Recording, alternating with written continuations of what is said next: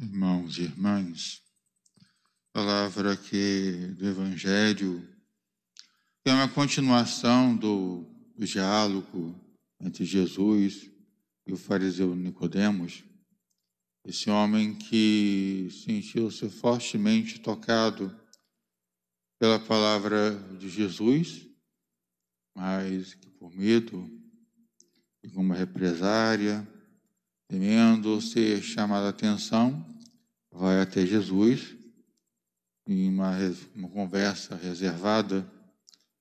E nesse diálogo, Jesus que Nicodemos, Jesus demonstra o plano de Deus, tornar o Filho do Homem, ou seja, tornar ele, Jesus, o sinal de salvação pela humanidade. Sinal esse que é um sinal irrecusável. Irrecusável no sentido de que o homem não tem outro sinal dado por Deus para a salvação. Não tem outro sinal dado ao mundo para a salvação do homem, para ele alcançar a Deus, que não seja o sinal que é Jesus Cristo, nosso Senhor. Mas nós cristãos também tenhamos atentos de que também aprendemos de Jesus que nem todo o que diz Senhor, Senhor entrará no reino dos céus. Nós cristãos recebemos uma dádiva, recebemos o batismo, recebemos o sinal da Trindade, mas podemos também correr o risco de não corresponder a essa graça. Sermos os infiéis, ou sermos aqueles que preferem ficar nas trevas, ainda que encobertos com o manto da piedade, do que realmente expor-nos totalmente à luz de Cristo para nos purificar. Nicodemos certamente era um homem que devia estar acostumado a ver esse tipo de coisa. Muitos do seu grupo, muitos dos seus conhecidos, de repente até parentes, fechados à luz de Deus, manifestada no mandamento, e ficar preso só àquela observância cega e estéril, mas que nunca levava verdadeiramente o coração do homem à conversão. Nicodemos sentia que o seu coração precisava de mais. Era um homem que era observante à lei, mas ele entendia que algo estava faltando. Por isso, a sua necessidade de ir até Jesus, para que ele esclarecesse o que no seu coração o impedia. E aí nós olhamos a primeira leitura, quando os apóstolos presos, são milagrosamente soltos e voltam a pregar. E apesar de não estar ali contida nessa passagem dos Atos dos Apóstolos, quando nós lemos mais adiante, nós vemos aquela palavra de Pedro em resposta àqueles que os interrogavam, àqueles que os proibiam, dizendo: nós já proibimos vocês de fazer essa pregação, já proibimos vocês de falar o nome desse seu Jesus. E é quando Pedro fala aquela palavra que antes devemos obedecer a Deus do que obedecer aos homens. Mas vamos entender um pouco essa palavra, irmãos e irmãs. Não é que tudo que é feito pelo homem é ruim. Não é por causa disso. O homem pode fazer até coisas boas, apesar de sabermos que os homens também fazem coisas ruins.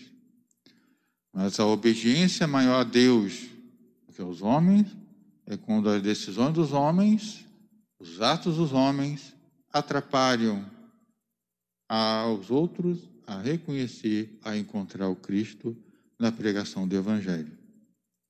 Pegando o exemplo do próprio Pedro. Bem antes da paixão de Jesus, quando Jesus estava anunciando que deveria ir a Jerusalém para padecer na cruz, para sofrer a morte na cruz, para depois ter que poder ressuscitar. E Simão Pedro chama Jesus à parte e o repreende, dizendo que não pode acontecer isso com ele. E é quando o Pedro é rechaçado, ele é chamado de Satanás por Jesus por causa dessa atitude.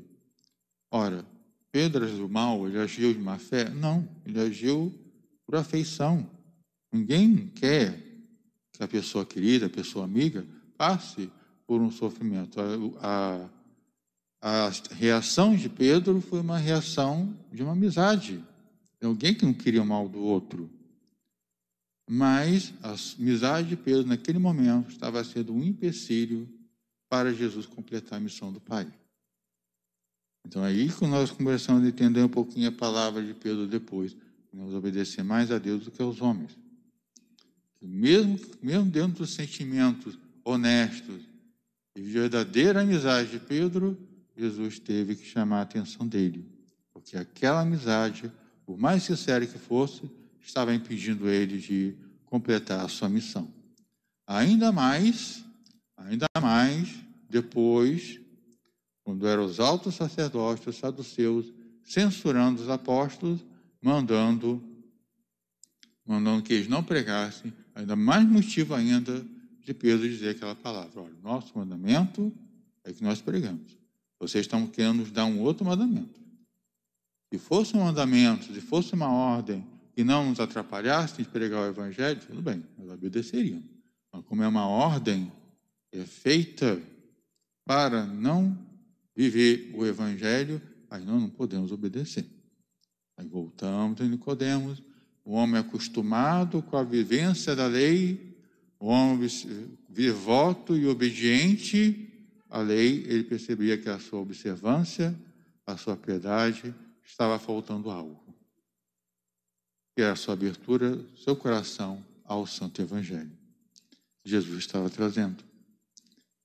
Ele, abraçando o Evangelho, realizar aquilo que Jesus coloca naquela sua parábola, né? Aquele mestre da lei que aceita o Evangelho é aquele homem como pai de família, entrando na sua casa, abre o seu baú, tira coisas novas, tira coisas velhas, ou seja, tira o que é velho, ou seja, aquilo que é da lei, e que encontra o seu valor, o seu cumprimento, a sua realização nas coisas novas, ou seja, no Evangelho de Cristo, que ele agora abraçou.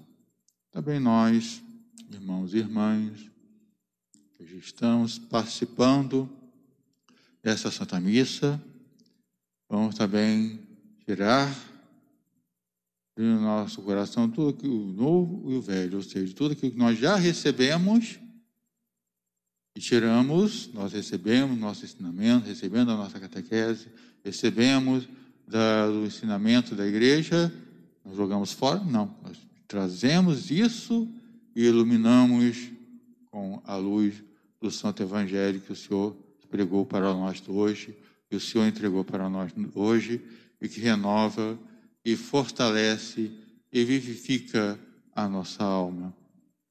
E imbuídos, estimulados por esse espírito de oração, dirijamos nosso coração agora, quando Jesus estiver presente na consagração, ofertemos todas as famílias da nossa comunidade, ofertemos todos aqueles que estão doentes, de modo especial essa doença, Covid-19, ofertemos e entregamos essas pessoas aos cuidados de Cristo, entregamos também todos os profissionais de saúde que trabalham para sarar, para dar alívio a essas pessoas e todos aqueles que perderam um ente querido, independente da causa da doença, sejam consolados seus corações pela presença de Cristo, nosso Senhor.